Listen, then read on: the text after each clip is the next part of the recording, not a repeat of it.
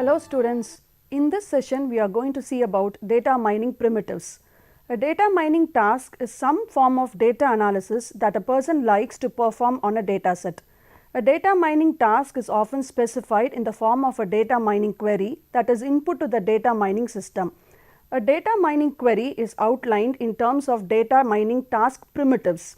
These primitives permit the user to interactively communicate with the data mining system throughout the discovery process so as to direct the mining process or examine the findings from completely different angles or depths.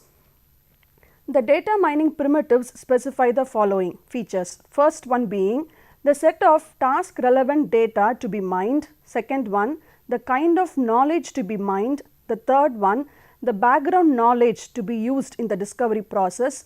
Fourth one being the interestingness measure and thresholds for pattern evaluation, and the last one is the expected representation for visualizing the discovered patterns. Now we will see each of them in detail. The first one is the set of task relevant data to be mined. This specifies the part of the database or the set of data in which the user is interested. This includes the database attributes or data warehouse dimension of interest and noted as relevant attributes or dimensions. It includes the database or data warehouse name, the database table or data warehouse cube and its conditions for data selection, the relevant attributes or dimension and the data grouping criteria. Now consider an example. If a data mining task is to study about association between items frequently purchased at say example all electronics, the task relevant data can be specified by providing the following information. The first one being name of the database or data warehouse to be used. In our case it is all electronics DB. The next one is the names of the table or data cubes containing relevant data. For example, item, customer, purchases and item sold. The next is the conditions for selecting the relevant data, which can be retrieved data pertaining to purchases made in India from the current year. And the next one is the relevant attributes or dimension, which can be name, price from the item table and income and age from the customer table. The next attribute we are going to see is the kind of knowledge to be mined.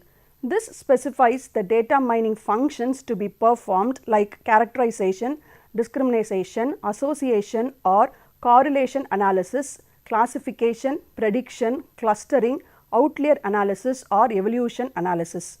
It is important to specify the knowledge to be mined as this determines the data mining function to be performed.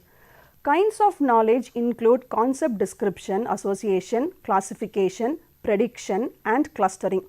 User can also provide pattern templates also called meta patterns or meta rules or meta queries. The third feature we are going to see is the background knowledge to be used in the discovery process. This background knowledge regarding the domain to be mined is helpful for guiding the knowledge discovery process and for evaluating the patterns found as well. Concept hierarchies are a popular form of background knowledge which permit the data to be mined at multiple levels of abstraction. There are four major types of concept hierarchies. They are, first one is schema hierarchies, next being set grouping hierarchies, the third one is operation derived hierarchies and the last one is the rule based hierarchies. Now we will see about the concept hierarchies and its types a little in detail. Concept hierarchies define a sequence of mappings from a set of low level concepts to higher level in more general concepts. It allows data to be mined at multiple levels of abstraction. These allow users to view data from different perspectives, allowing further insight into the relationship. For example, consider a concept hierarchy for the dimension location, where we have street followed by city followed by country. Concept hierarchies include rolling up, which is generalization of data and allows to view data at more meaningful and explicit abstractions. It makes understanding easier and compresses the data and require fewer input-output operations. Next is the drill down is nothing but a specialization of data. In this, concept values are replaced by low level concepts. There may be more than one concept hierarchy for a given attribute or dimension based on different user viewpoints. Consider, for example, the regional sales manager may prefer the previous concept hierarchy for location, which was already stated, but the marketing manager might prefer to see location with respect to linguistic lines in order to facilitate the distribution of commercial ads. Next is the schema hierarchies. In schema hierarchy gives the total or partial order among attributes in the database schema. It may formally express existing schematic relationships between attributes. It provides metadata information. Example, location hierarchy like street followed by city followed by province or state followed by a country. The next concept hierarchy is the set grouping hierarchies. This organizes the values for a given attribute into groups or set or range of values. Total or partial order can be defined among the groups. It is used to refine or enrich schema defined hierarchies, typically used for small sets of object relationships. Considering this example, set grouping hierarchy for age, which can be young, middle aged, senior, which is a proper subset of all the group of ages. Next one will be between the range 20 to 29, which is a proper subset of young, whereas the range between 40 to 59 is a proper subset of middle aged. The next one is 60 to 89, which will be a proper subset of senior. The next concept hierarchy is operation derived hierarchies. Operation derived hierarchies are based on operations specified. The operations may include decoding of information encoded strings, information extraction from complex data objects, and data clustering. The example could be a small URL address. Now consider this example as xyz@cs.iitm.in. Now this gives the login name followed by the department followed by university and then the country. Next concept hierarchy we are going to see is the rule based hierarchies. It occurs when either whole or portion of a concept hierarchy is defined as a set of rules, and it is evaluated dynamically based on current database data and rule definition. For an example, the following rules are used to categorize items as low profit, medium profit and high profit margin. Now each can be defined as low profit margin of x is given by price of x, P1 and cost of x, P2, and P1 minus P2 is less than 50, which is the low profit margin. Now for the medium profit margin, price of x, P1 and cost of x, P2 and P1 minus P2 is greater than or equal to 50 and P1 minus P2 is less than or equal to 250. For high profit margin, the price will be price of x, P1 and cost of x, P2 and P1 minus P2 is greater than 250. Now we will see the fourth feature, which is the interestingness measures and thresholds for pattern evaluation. They may be used to guide the mining process or after discovery to evaluate the discovered patterns of data. Different kinds of knowledge might have different interest measures. For instance, instant measure for association rules embrace support and confidence. Rules whose support and confidence values are below the user specified threshold are considered uninteresting. The next feature we are going to see is the expected representation for visualizing the discovered pattern. This will be the last feature. This refers to the form in which discovered patterns are to be displayed, which may embrace rules, tables, charts, graphs, decision trees and cubes. The next major concept we are going to see in this session is the data mining query language.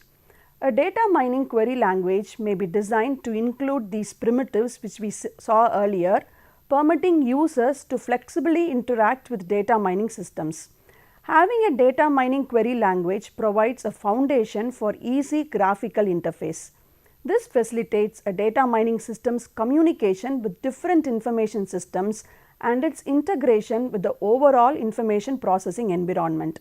Designing a comprehensive data mining language is difficult because data mining covers a large spectrum of tasks from data characterization to evolution analysis. Each task has totally different requirements. The design of an efficient data mining query language needs a deep understanding of the power, limitation and underlying mechanism of the varied types of data mining tasks. There are several proposals on the data mining language and standards. There is a particular query language known as Data Mining Query Language DMQL, which was designed as a teaching tool based on the above primitives. A DMQL can provide the ability to support ad hoc and interactive data mining tasks. It is a standardized language like SQL.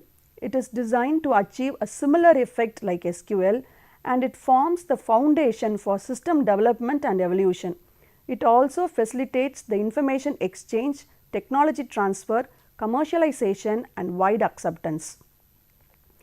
The DMQL language adopts an SQL-like syntax so that it can be easily integrated with the relational query language.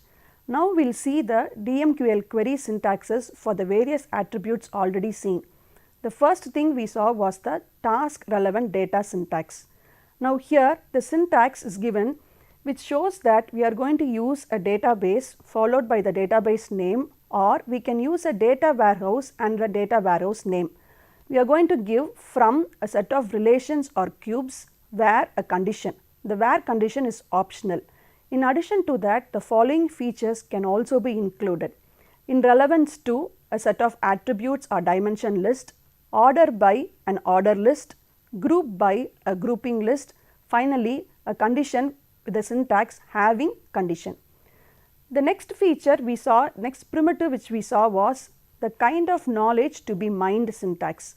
Now here we have a set of features. To start with, this first one is characterization. Here we have mine knowledge specification, which can be given as mine characteristics followed by as a pattern name and then analyze measure. The next is the discrimination. Here again also we have mine comparison as pattern name for a target class, where we are going to give a target condition, and finally the analyze measure. The third one is association. Here we have the syntax as mine association as pattern name. The next one is classification. Here we have mine association as pattern name, analyze classifying attribute or dimension. The next syntax we are going to see is for prediction. The syntax is mine prediction as pattern name, analyze prediction attribute or dimension for a set of values. As we have seen above, the main syntax is mine followed by a set of keywords for specific operations like prediction, classification and others. The third feature we are going to see is concept hierarchy specification. To specify what concept hierarchies, the syntax used will be use hierarchy followed by hierarchy name for attributes or dimension given an attribute or dimension list. We use different syntax to define different types of hierarchies, which we already saw. The first one is the schema hierarchies. For example, the syntax for time can be given by define hierarchy followed by the time hierarchy on date as optionally date, month, quarter, year. The next one is the grouping hierarchies. To set grouping hierarchies, the syntax is as shown. So we are going to use the syntax as define hierarchy followed by age hierarchy. For age on customer, as we have defined various levels. Level 1, which represents young, middle aged and senior, belonging to the category of all. The next level will be between 20 to 39, which belongs to young. Next is 40 to 59, which belongs to middle aged. The next is 60 to 89, which belongs to senior. The third concept hierarchy is operation derived hierarchies. This is given by the syntax define hierarchy, age hierarchy for age on customer as age category of 1 up to age category of 5, which is equal to cluster of default age 5, because we have 5 categories which belongs to all age. The next one is rule based hierarchies. This is given by define hierarchy of profit margin hierarchy on item as. So, here again we have a set of levels. The first level being low profit margin for all the profiles given as if price minus cost is less than 50. The next level is medium profit margin given by if price minus cost is greater than 50 and price minus cost is less than or equal to 250. So, it falls between the range 50 and 250. The next is the high profit margin, which is given by if price minus cost is greater than 250. The fourth feature we are going to see is the interestingness measure. Interestingness measure and thresholds can be specified by the user with a statement which is just a clause given by with interestingness measure threshold equal to threshold value as shown. For example, the clause will be with support threshold equal to 0.05, any constant value can be provided, with confidence threshold equal to 0.07. So, now we will see a complete example of a DMQL query as shown. So, here we can see that we use a database all electronics DB. The hierarchy name is also given as location hierarchy with many features like age, type, place made, etc. And then we have tables such as customer, item, purchase, item sold and other tables. We have a set of conditions based on item ID, transaction ID, customer ID and the method of payment. It also finally includes a branch address and the price which is set as greater than or equal to 100. We also describe a noise threshold as 0.05 as shown in the syntax, and finally the results are to be displayed as table given by the syntax display as table. Next we will see about presentation and visualization. For data mining to be effective, data mining systems should be able to display the discovered patterns in multiple forms such as rules, tables, cross tables, pie or bar charts, decision trees, cubes or other visual representations. User must be able to specify the forms of presentation to be used for displaying the discovered patterns. Now we will see the syntax for pattern presentation and visualization specification. The syntax which allows the users to specify display of discovered patterns in one or more forms is given as below. Display as the result form in which we are going to represent the display data. To facilitate interactive viewing at different concept level, the following syntax is defined. Multi-level manipulation, which is given by roll up on attribute or dimension, or drill down on attribute or dimension, or add attribute or dimension, or drop attribute or dimension. So, we have roll up, drill down, add or drop. Designing graphical user interfaces based on data mining query languages will be the next concept. The main question here is what task should be considered in the design GUIs based on a data mining query language. It includes the following: the data collection and data mining query composition, presentation of discovered patterns, the next one the hierarchy specification and manipulation, the next important point is the manipulation of data mining primitives, and finally interactive multi-level mining. So, finally concluding, we can specify a data mining task in the form of a data mining query. We use query as input to the system. A data mining query is defined in terms of a data mining task primitives. We saw 5 primitives.